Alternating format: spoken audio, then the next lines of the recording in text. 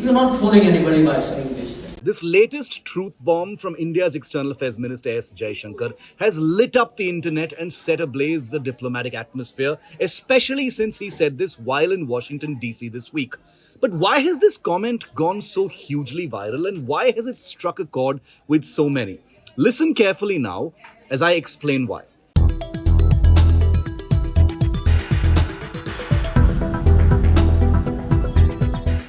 First, the F-16.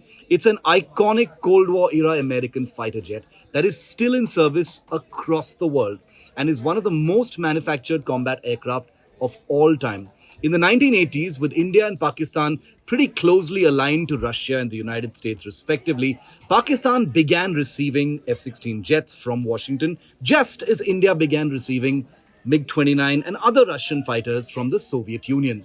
Now, after the collapse of the USSR and with India-US ties improving dramatically after the Kargil War, the continued sale of F-16s to Pakistan was now justified as necessary to aid Islamabad's war on terror. This was in the time after 9/11. This, of course, was a giant irony given that much of the terror that Pakistan was seeking to supposedly attack with those F-16s originated and was funded by the Pakistani state. Anyway, cut forward a few years to the mid-2000s, and in a spectacular twist of shifting geopolitics, the US officially offered an upgraded version of the F-16 to India for a huge requirement of 126 fighter jets for the Indian Air Force. Now, the F-16 was theoretically competing in India against several other jets from Europe, Russia, and even the United States itself. But while the F-16 was a formal contender for this Indian Air Force deal, the aircraft being in service with Pakistan pretty much ensured it was never seriously in the reckoning. Either way, it was the Rafale, as we know, that won the contest. And as we know even better, a deal for 126 aircraft never happened, India instead choosing to buy just 36 Rafales in 2016. But the F-16 hasn't quite disappeared from Indian airspace. In 2019, after the Balakot airstrikes by India, Pakistani F-16 jets launched a counterattack, with one of them being shot down by an Indian Air Force MiG-21 flown famously by, of course, Wing Commander Abhinandan Varthaman. Pakistan did its best to deny the use of F-16s since it would have been a violation of its terms of use with the United States. But the proof with India and the world was undeniable. And if the F-16's chances as a contender in the Indian market wasn't at rock bottom already over the years, this particular skirmish damaged things even further.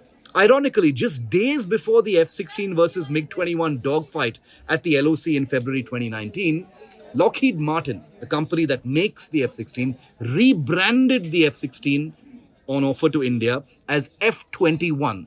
This was a marketing push designed to distance the sense that the F-16 was an old, aging Cold War era aircraft, but also perhaps to blur the F-16's hard association with the Pakistan Air Force. Now, Pakistan has at least 75 US F-16s by now, and the viral comment this week by Minister Jaishankar was in the context of a new $450 million F-16 fleet sustainment package cleared for Pakistan by the US State Department. So the reason why Jaishankar's words have gone viral is because they've gone to the heart of the hypocrisy of international arms sales, of the laughable justifications used for the transfer of arms when the truth is actually pretty clear to see. But arms sales are necessarily shape-shifting. The F-16s may be a touchy topic for India, but that doesn't mean the F-16's maker has suffered for it. The Indian Air Force uses a large fleet of Lockheed Martin C-130J transport aircraft, and the Navy has just begun receiving the first Lockheed Martin MH-60 Romeo naval helicopters. But the F-16, as the minister said, nobody's fooled. For more informative videos like this, keep watching India Today Newsmo.